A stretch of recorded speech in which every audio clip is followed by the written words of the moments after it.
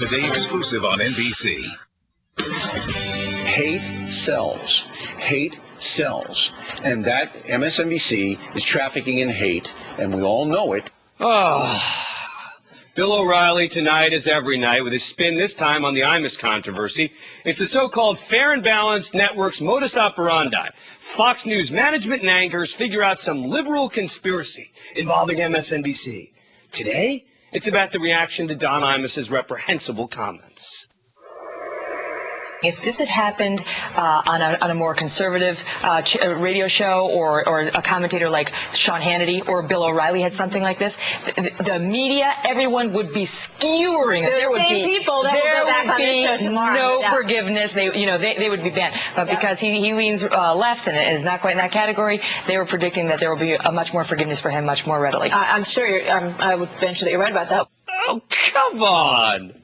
As if he hasn't been skewered. I don't get it. Here now to talk about this, Paul Waldman, Senior Fellow for Media Matters, and John Fund, writer for OpinionJournal.com. And back with us is John Ridley, a screenwriter and frequent contributor to National Public Radio. John Fund, so this is all part of the MSNBC liberal conspiracy, right? That's a simplistic view. I'm not here to be some part of a food fight between MSNBC and Fox. I will say the more interesting cultural phenomenon here is the extent to which Don Imus is going to get away with a 2-week suspension, largely because he has a lot of insider friends in the media. I mean, you had Howard Feynman today on Don Imus' show say, we're all part of the same gang. We had Tom Oliphant of the Boston Globe saying, solidarity, pal, forever. I mean, the bottom line is Don Imus sells a lot of books for a lot of his guests, and they give him a pass because they know him, therefore they give him the benefit of the doubt when it comes to whether or not he's a good person. So you don't consider it a severe penalty to get a 2-week suspension from both CBS Radio and MSNBC? Well, it happened almost a week after the incident regardless, occurred. Look, but the point is that's and I think it's given the horrific comment, I think it's appropriate. But I will tell you, there are many people, Al Campanis and I think Jimmy the Greek will come to mind, who have said things that were less horrific, and they were fired. Yeah. All right, Paul Waldman. You remember them. Paul Waldman, what do you make of it? I mean, this to me, again, the Fox making this about part of the MSNBC liberal conspiracy. I love it. Every time I hear these guys creating these sort of fantasized conspiracies that we're all sitting around figuring out how to get the conservatives and let the liberals off the hook. This wasn't exactly a liberal comment made by Don Imus. No, and the assertion that if a conservative did this, it would be such a big deal, we know that that's not true because it's happened before. John Gibson on Fox News implored white people to make more babies to prevent this country from becoming majority Latino.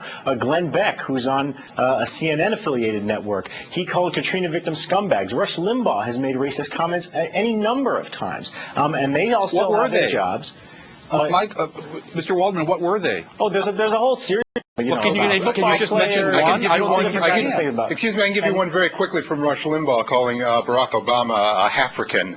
If that's not offensive. If you want to compare that to what Don Imus said, you can. I don't think you can. But see, here's the problem, John. Fortunately, I can compare that, and I just did. I find that incredibly offensive, and I find it offensive to I leave it to your listeners and viewers to judge the two statements. And that's fine. And look, and again, I was made clear in the last segment that I didn't even want to get into the Fox business until we took a break. We discussed did the punishment fit the crime. It was all about the fact that there's no question here that these comments were horrible. But what I'm talking about now, this is a new discussion, is the way that Fox News tries to take everything and suggest, for people on Fox News to suggest that somehow if this were a more conservative network, or if he were more conservative, that he would be treated differently and more harshly. It's just plain old fantasy, John. Well, look, if I could jump in here, I don't think that this is a left-right issue. I mean, honestly, I see this as sort of a big business issue. Everybody wants to be paid attention to. There are a lot of channels out there. There are a lot of dials. And the reason that people like Rush Limbaugh or Glenn Beck or whomever get attention is because they say these outrageous things. A 2-week suspension, whether people think it's enough or not enough, when this guy comes back, it's going to be a big deal. And people are going to tune in.